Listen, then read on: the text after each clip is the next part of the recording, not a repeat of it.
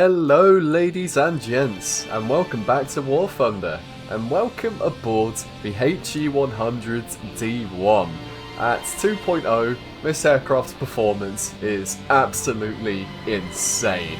It's currently 2.0 and they're realistic anyway, it wouldn't surprise me if they change it. Anyway, that's 1 kill already, we just annihilated a P-26. This thing is very, very fast, to say the least.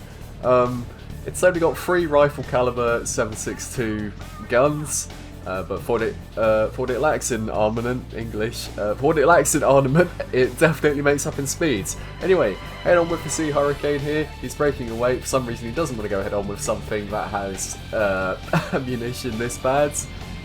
And he goes head on with another teammate, which gives me an opportunity to turn around as he decides it'd be a very good idea to stall out in front of us, and we get a lovely jumpy pilot snipe. Anyway, there is that a TBF? I cannot tell, but it doesn't matter because he's dead. Lovely stuff as we finish this immelment here and rejoin with this He-112 down beneath us. Anyway, at 2.0, I feel like everyone needs to play this aircraft at least once, for no particular reason other than it's just a lot of fun. Otherwise I wouldn't be making a video on it. I know it's slightly different compared to all my other sort of jetty, top tier sort of aircraft, but that doesn't make it any less fun, and if anything it's good because it's a bit more accessible. Anyway, there is a P-36 over here, of whom we are taking some fab bursts at. We land 1 or 2 hits, critical hit on this guy, and we cause his engine to essentially blow up, which is always nice. Now, BV-138 behind us, taking a little bit of damage. I imagine he'll be able to get back to base, I'm not entirely sure. Anyway, there are some P-26 on the deck in front of us. There is a French fighter behind us who is very, very preoccupied with the team. Looks like these 2 teammates down here are dealing with these American fighters rather well. Nicely done to those Stukas and Falcos down there. Anyway, we're going to turn around and see if we can help the team out with this French aircraft. We're just going to close the distance very, very rapidly. Burst climb after him. Get a few shots off. And he does get killed by a teammate. So that's a very good engagement, I must say. We're already up to 3 kills, I think. But yes, I do see some more fighters off in the distance, as we can see, who is flying away from me. So I'm just going to speed up the video here and see if we can catch him. Anyway, there is one thing that I don't really like about this aircraft, but it can't be helped. With an engine this powerful, it tends to get rather hot, and it's manageable. It's not like the F-8F Bearcat. I also wasn't entirely sure what this guy was doing. He wasn't really focusing, and that's a very easy kill. But yeah, 4 kills. This aircraft isn't quite as bad as the Bearcat in the sense of its overheating problems. I'm more thinking in the sense of with an engine this hot, you need a lot of radiators to cool the engine down, which means this aircraft is very, very fragile, as you're about to see. There's cooling in the wings, there's cooling in the tail, and a single hit from, like, let's say a 50 caliber round is enough to force you to go home.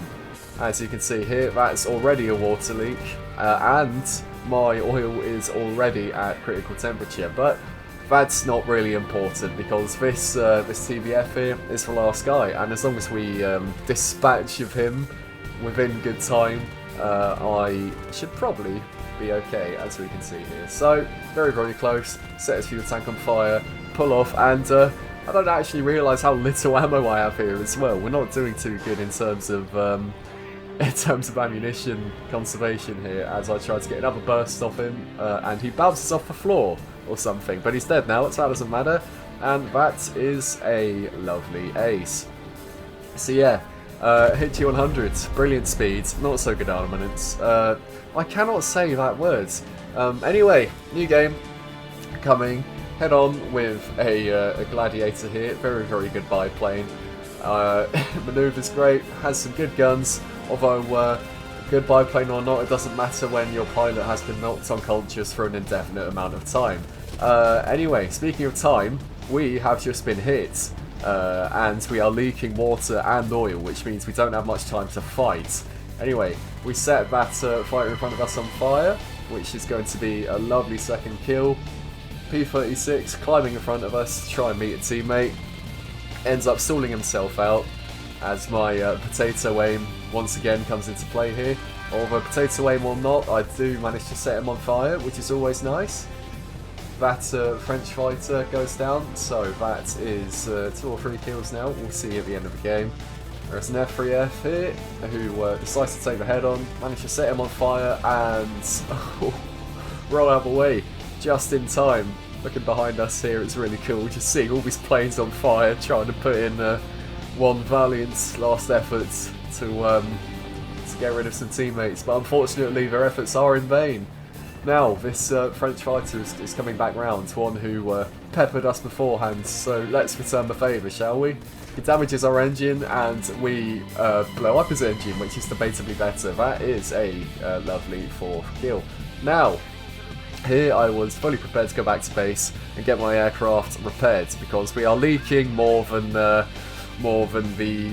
Ministry of Defence's budget here, and we also spot this TBF down on the deck, who just so happens to be heading towards us. Now, just because I'm leaking doesn't mean I'm not able to fight. We're going to dive after this guy.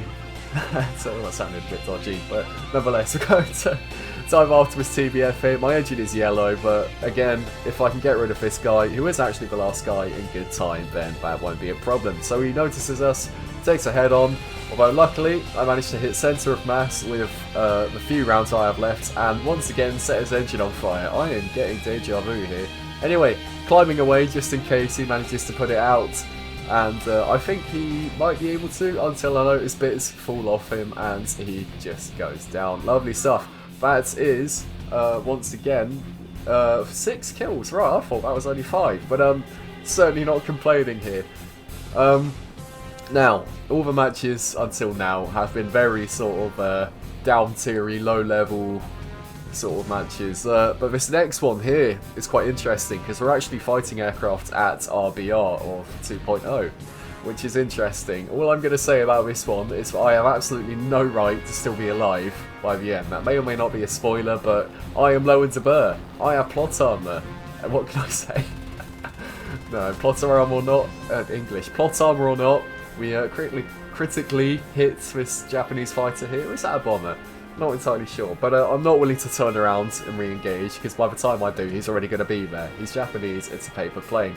I do see this yak off in the distance, who we're going to try and catch up with, but it doesn't really work, and he's going back to the base, so I decide just to disengage from this guy as he goes for altitude. Now, going to turn back around. We have enough distance from the Japanese aircraft here, so we can spray him down once again, avoid his rounds and knock out his pilot. Lovely stuff. So we have lots of altitude to play with. There is a lag free on the deck who we're going to try to engage here after a quick split S or two to get ourselves nicely lined up on his sticks, and we're going to get some very nice boom and zoom on this bloke here. So diving after him, get a few bursts off, although we do start to compress the control surfaces a little bit. So we only managed to land a critical hit on him. I'm not entirely sure what I damaged, but it doesn't really matter because we peppered him with holes and we are relatively okay outside of our engine warming up a bit, but that hasn't really got anything to do with me being shot. Anyway, we just so happen to be flying in the direction of an AR-2 here. So I initially thought I was going to try and hit his engines because these guns aren't really good for much else. Until I somehow managed to hit centre of mass and an AP round just so happens to pass through his pilot's skull. Anyway, going to turn around once again. Our engine's getting a bit warm, so I'm trying to manage the temperature, and it certainly doesn't help that there is a C-200 coming head on with us. So, get a few rounds off here. He just about avoids them. See if I can hit him once again. Doesn't really work. Now, in hindsight, I probably should have disengaged. Although I didn't know the C-200 could actually outturn us here, which did pose to be a bit of a problem. So I'm going to cut underneath him as he gets guns on, bring it into the vertical, and see if I can get a stall turn to get a gun solution, which does not happen. Well, I just managed to keep out of his guns by pushing down on the elevators there to keep our nose where it needs to be. Now, this is not a very good situation here. There's a C-200 and the same lag 3, which we peddled before, coming back for revenge here. So, introducing the world's worst guns defense maneuvers, aka just cancer rolling, so to speak. And friendly 109 here comes along, saves me from the C-200, which is always nice, although I am still in a little bit of a problem. I'm leaking water, I have no oil left, and I have a very, very nasty bandit on my back who does actually set me on fire. Although, when he disengages, I'm actually quite calm because I did bring minimum loads, which means that fuel in that tank is just going to burn away before it can spread, and that leaves us with just enough fuel to get back to base. And as we come in on one of the world's worst landing approaches here, that wasn't actually too bad compared to some of my other landings, but nonetheless, our engine was very, very damaged by the time we got home, so I'm going to consider myself very, very lucky here. Anyway, we repair and rearm, and we are back in the fight with the C-200s and the lag 3 on the deck here. So we're going to dive after the C-200, see if we can't help out this this B-17, the Swedish one. Anyway, he's turning into us here. I think he saw us coming. Either that or he just wasn't paying attention, but he avoided me nonetheless because I wasn't going to get a solution without crashing into the floor at however fast I was going, which is a very effective way of dispatching with an aircraft, who would have guessed. Anyway, lag 3 here. Doesn't see me until I manage to start firing at him. Land a few hits on him. C-200 notices me. He tries to get guns on, but luckily I'm braking in the opposite direction. We're going to turn into this lag 3 here, pepper him with a few hundred rounds here. Land a critical hit. He's billowing black smoke, which leads me to think that I've damaged his engine, so I'm going to pull off him here. But he notices me disengaging and pulls back onto me once again. Very, very hungry for revenge here. And the C-200 is also on me as well. It's almost like I don't learn, because I've somehow managed to end up in the exact same situation, despite coming back with a brand new aircraft against the two same people, whom I think were actually squadded, which doesn't surprise me, except this time I have a bit more speed to play with, because I wasn't actually dogfighting before. We're going to turn on our wing smoke here, confusion smoke, so to speak. Throw their guns off, and it works, because by the looks of things, they are disengaging, which cost them the game. So we are going to turn back around here. Once again, if we can get rid of these guys quickly enough, and that Sunderland's back at the base, then we win. Now, lag 3 is definitely having engine problems as he tries to ditch the aircraft. So we're going to make sure he stays on the ground, so to speak. Now we critically hit this C-200 in a rather lucky head-on here. Or is that a C-202? No, it's a C-200. Anyway, C-200 also has engine damage now, which is never good. So we're turning around here. He's trying to go home, and I would try to kill this guy, except the Sunderland is going towards us very, very quickly. And it does actually have frontal guns as well, but that doesn't matter as we knock out his pilot, which just leaves the C-200 to be dealt with appropriately. Now, I was a little bit tired here, so to speak, after probably not being not deserving to be alive. Anyway, we shoot him down, and that is an ace game. Lovely stuff. Anyway, thank you guys ever so much for watching this video.